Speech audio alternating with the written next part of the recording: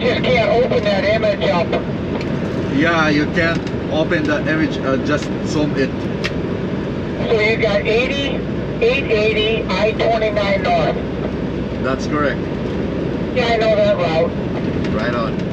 And for sure we can make it today up to the south state line border of South Dakota, right? Well, we got till 8:30, so we got 4.5 more hours. Yeah, but we can make it all the way to state line tonight.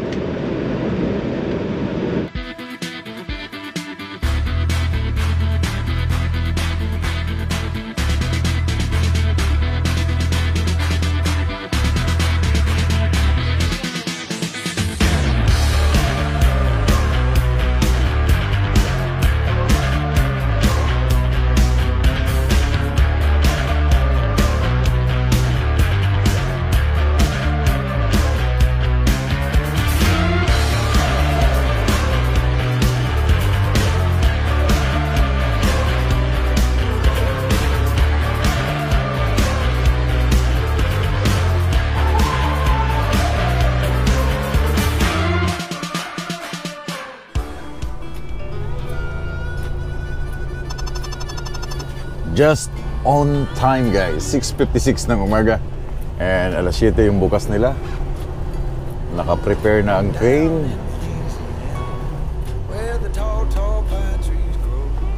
Chichikin lang ako.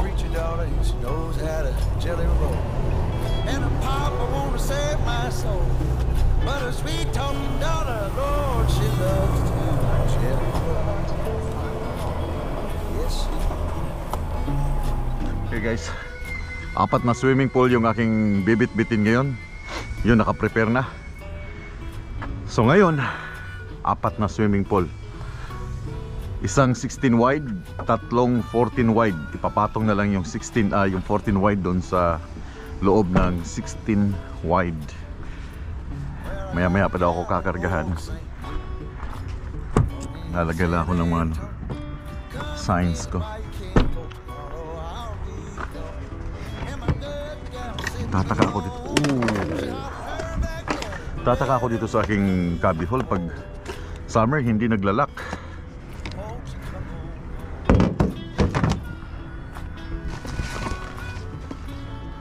Just 16 wide. Oversized load.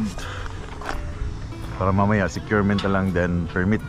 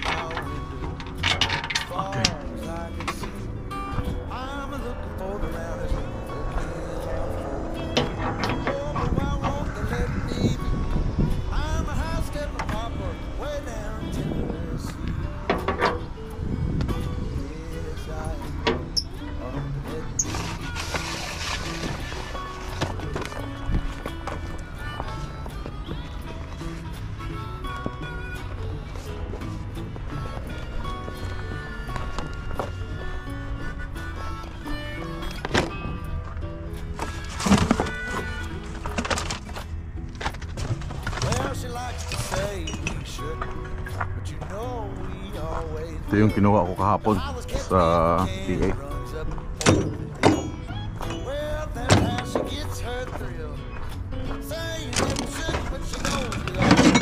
Marami akong tinago guys na mga 2-inch.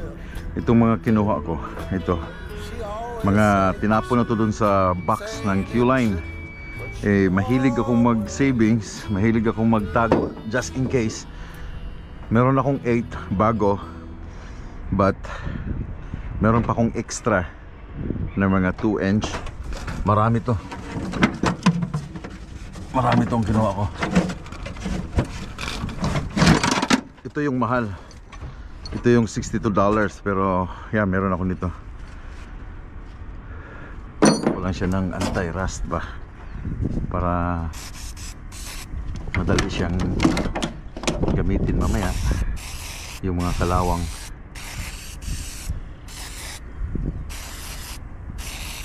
Yung mga springs kasi tagal-tagal tong hindi nagamit.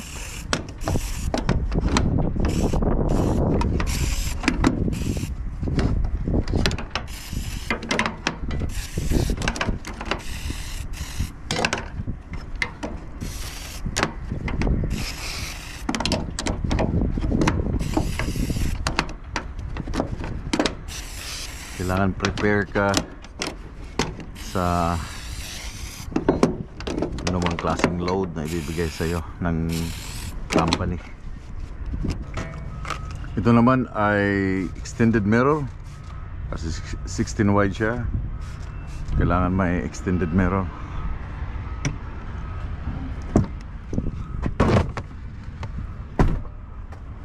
Extended mirror. Hayaan ko muna siya mag-settle ng maya-maya ko siya linisin. Okay, let's go guys. Let's load.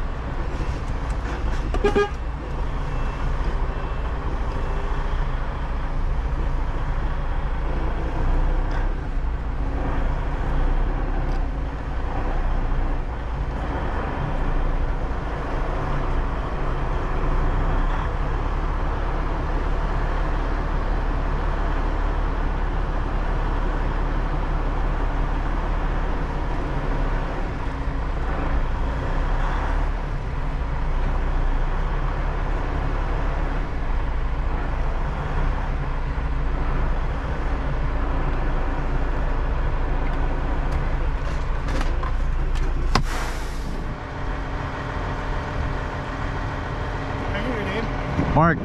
What's that? Marco Antonio Barrera. Just kidding. Marco. Can I put some water inside? Yeah, we have this one and that one and that one and one he's grabbing right now. That's the 16, right? Yep.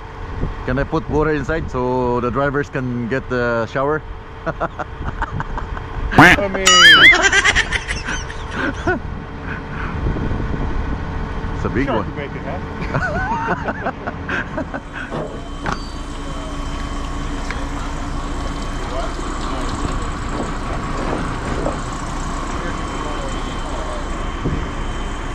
Something we can fire up.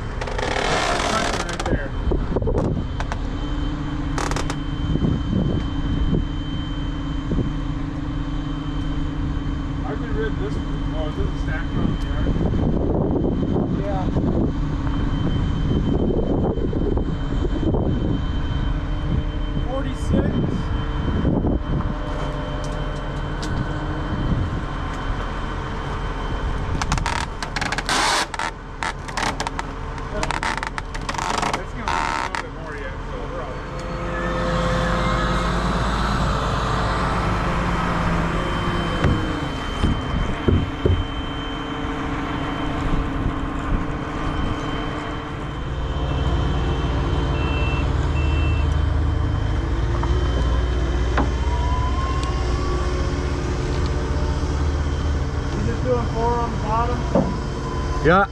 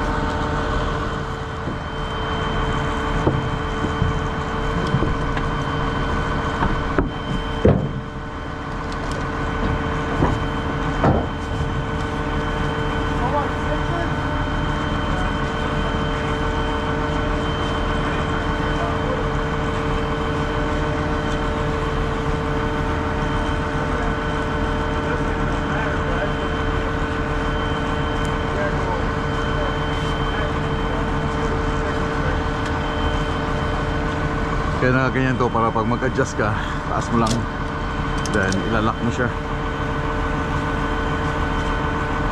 Yeah, secured na yan.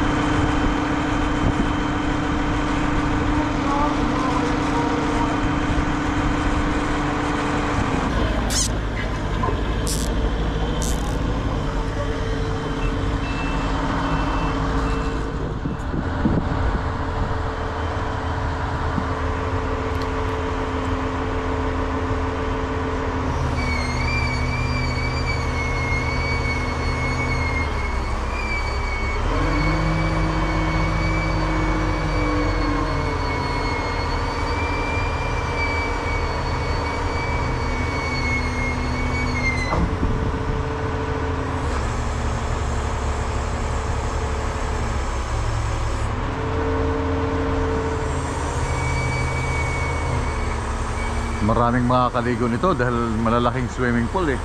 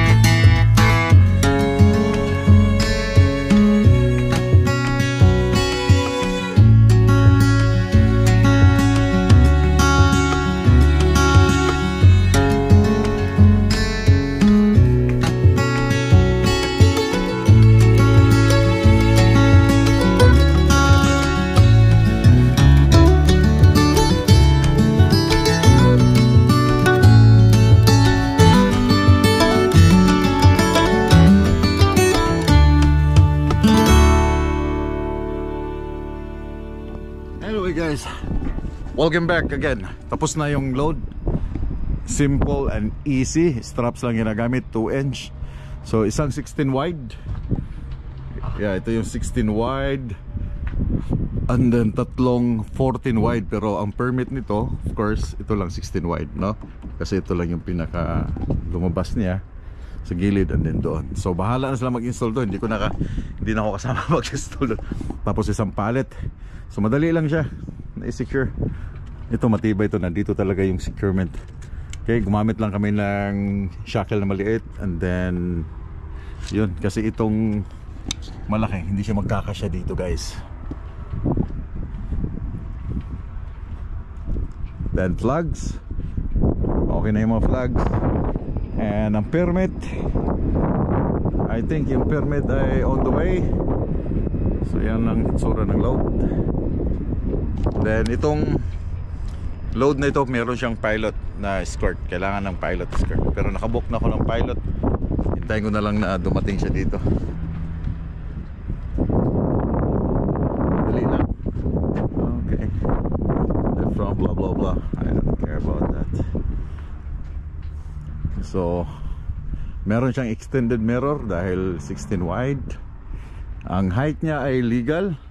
Ibig sabihin 12.5 lang yata ang height ito. Hindi mabot ng 13.6, so legal lang yung height. So tatlong strap dito sa right side, then tatlong strap dun sa right side, din dito sa baba. Ito yung pinaka strap ng 16 wide sa baba.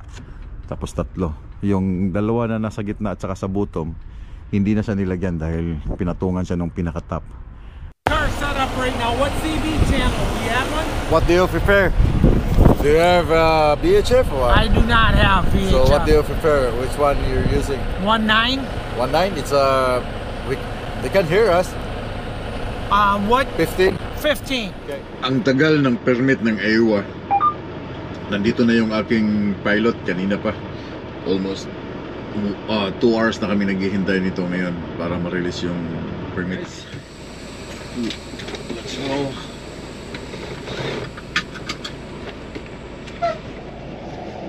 Yeah, let's go.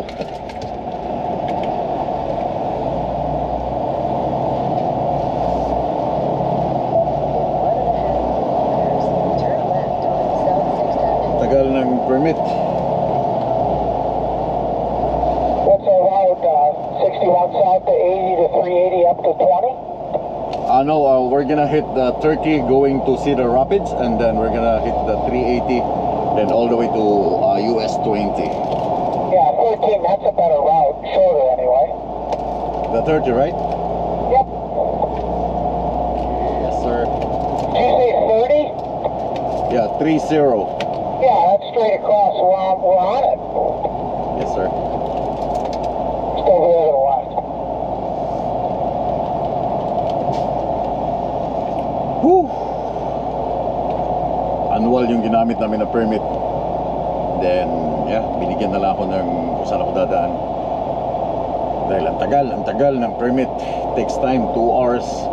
9:39 pa ako ng umaga nag-request nag-send ng over dimension. Then para mabigyan nila ako ng permit dahil 16 wide, but inabot kami ng alas 2:31, 2, 3, 4, 5, 6, 7. What time is the sunset?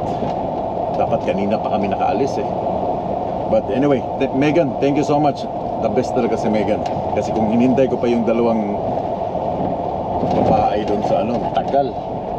Hindi makapag-decide at hinihintay pa bumalik yung permit na in-order nila from Iowa, which is annual kami. Pwede sana, pero just to be safe, sabi nila. Pero pwede dahil annual nga. So alanganin ako makapasok pero ipapasok ko to ng South Dakota today. Then tigil na lang ako sa way station. Kasi kung isasama ko pa to, matutulog ako mamaya, magbabayad pang Q-line dito, or 'di ba? Kasi abutin kami ng gabi.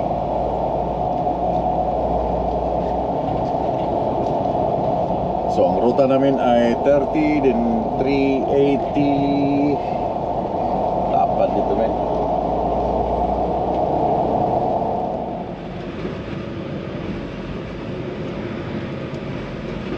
Clear? No traffic after that 18.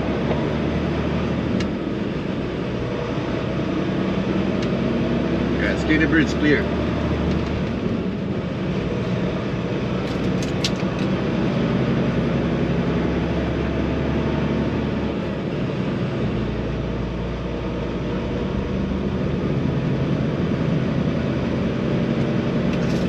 Okay, last one.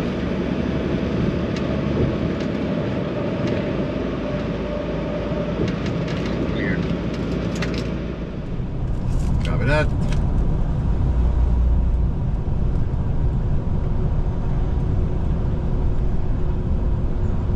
Let me know if everything's clear.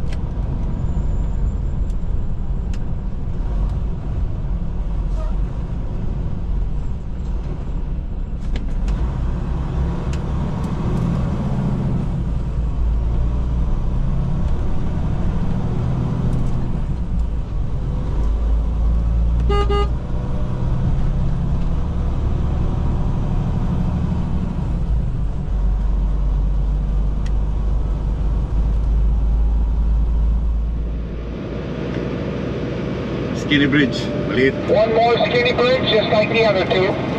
Copy, copy.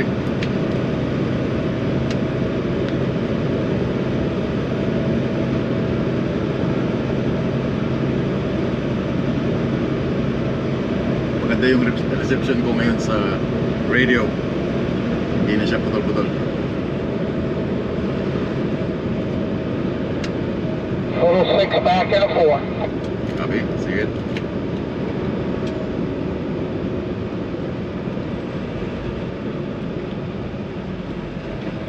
Skinny bridge around the corner, school bus back.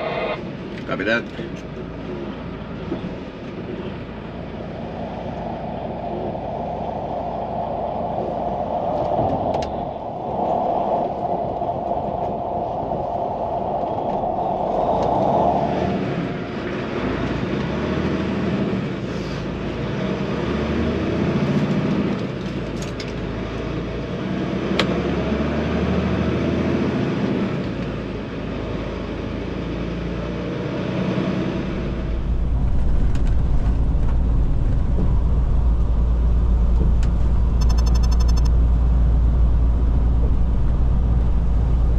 Can't see nobody. My eyes can only look at you.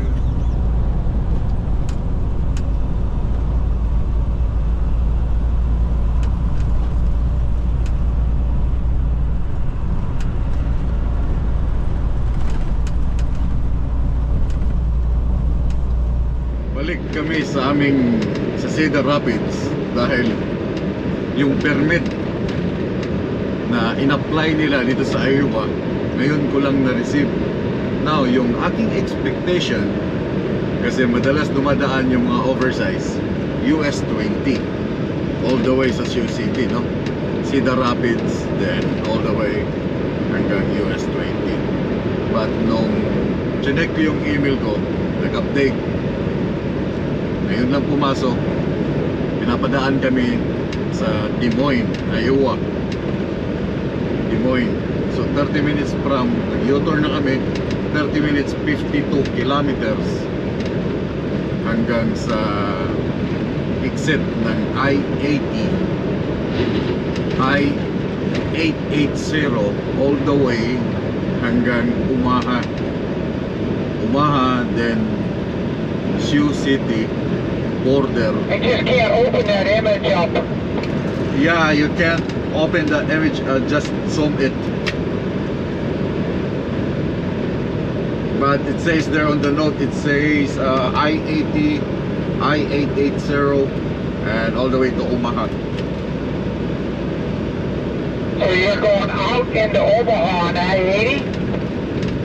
Yeah, Des Moines all the way to Omaha, then 29 north all the way to Sioux City. Yep, so you got 80, 880, I-29 north. That's correct. Yeah, I know that route. Right on.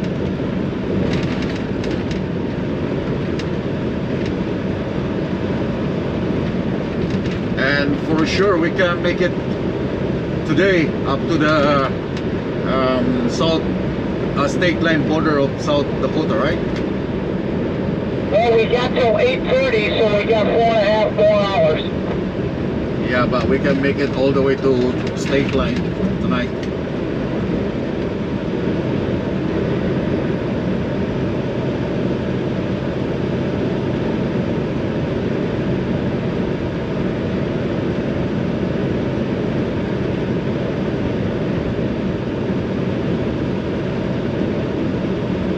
But we'll try.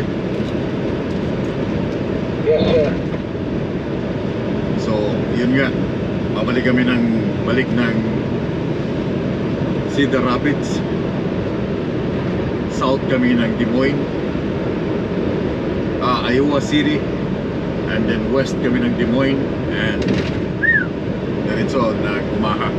So short kami ng oras today. Kasi permit na yan. Tagal lumabas. Umaga pa ako nag-request, alas 9 ng umaga pa ako nag-request. But ang tagal na release, then ay nako, kaya tuloy ngayon. Matutulog pa kami ng isang gabi dito sa Iowa bago kami makapasok. Ako, siya. 18. Gabi yung 18. Kasama ko siya.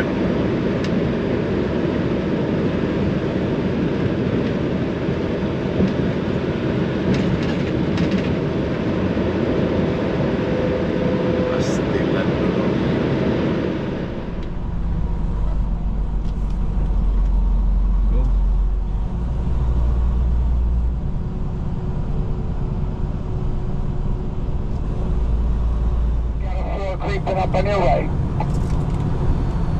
Grabe na.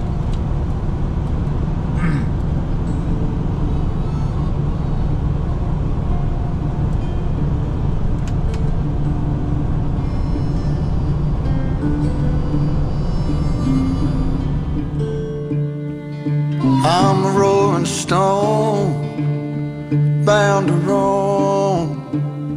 Come the morning, or I'll be gone.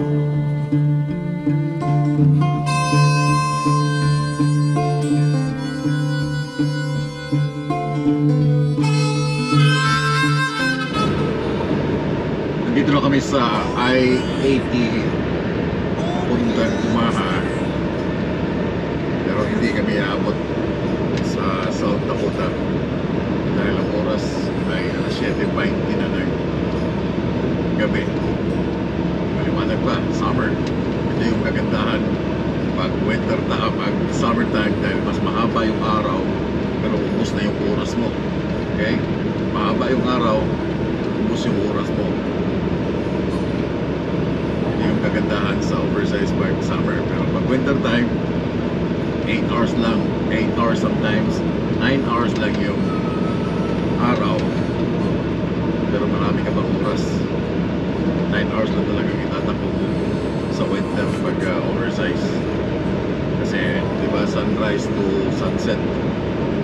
Ngayon taas pa ng araw, nasa alas 3, nakapwesto pa siya ng alas 3, pero alas 7 na ng gabi ngayon. Hindi kami abot ng South Dakota tonight dahil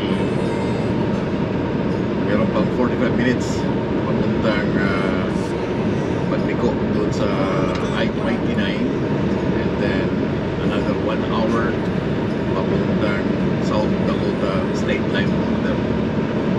So maghahanap kami dito ng parking maya-maya. Lapit na sana, hindi lang kami na late or hindi kami bumalik, kasi sayang na yun, 30 minutes, then another 30 minutes, 1 hour rin yung nagamit namin. Sana abot sana na state line border. Okay, and bukas sana sa hapon nandun ako sa border ng Canada. But yeah, it is what it is. Across the track, don't look back.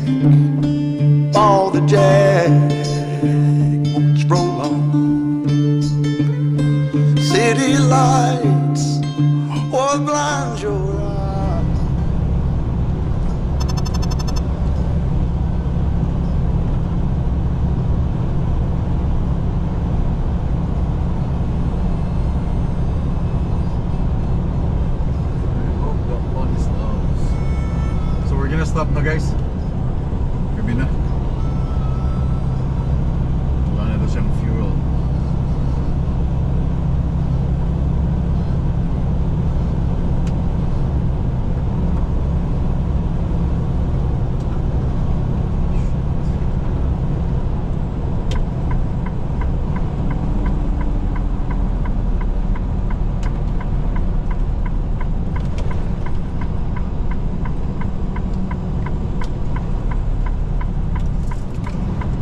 Which one? Right side?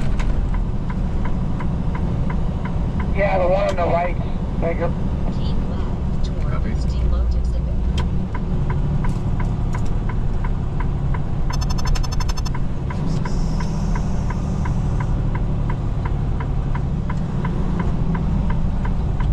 Take the ramp ahead.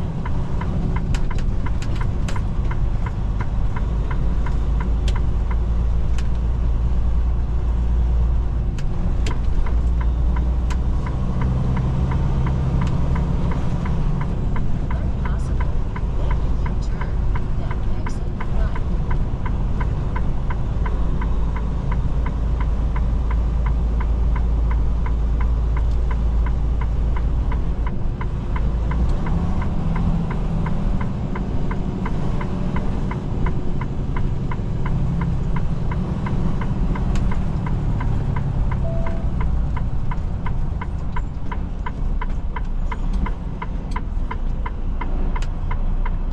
I hope meron pa akong parking.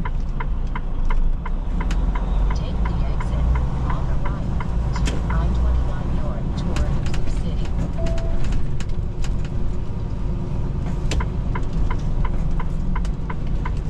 Okay, I'm gonna sit here on the left side. When Copy. possible, make a U-turn, then take the second right. What time works tomorrow? 30 minutes before sunrise. Alright, I'll text you, but we're all good. Right on. Good night, thank you.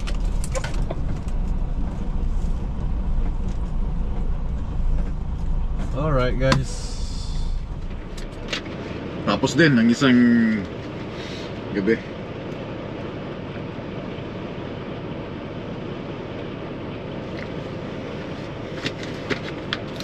Kung hindi kami na late doon sa, or hindi kami nagamit namin na isang oras back and forth, 30 minutes and then 30 minutes pabalik sa Cedar Rapids, abot sana kami dito sa sa state line border ng South Dakota at saka Iowa. But yeah, late na nila na ibigay yung permit na doon kami pinapadaan. But buti na lang natingnan ko siya, dahil kung nagdiretso-diretso kami doon sa US 20 sa Waterloo din US 20, malamang yung highway doon merong construction na hindi pwede yung 16 wide, so magkakaproblema lang. So everything is planned, okay? Lahat yan may reason, kaya that's okay. There's another day tomorrow. So guys, have a good night. Pahinga muna ako, tatawag sa inyong family, then shoutout sa inyong lahat. Amping mong tanan. Summer na, mainit. Yung aking puti, wala na to. Negro na naman to. Pagkatapos ng 2 buwan ng summer. Good night, keep safe and keep on trucking.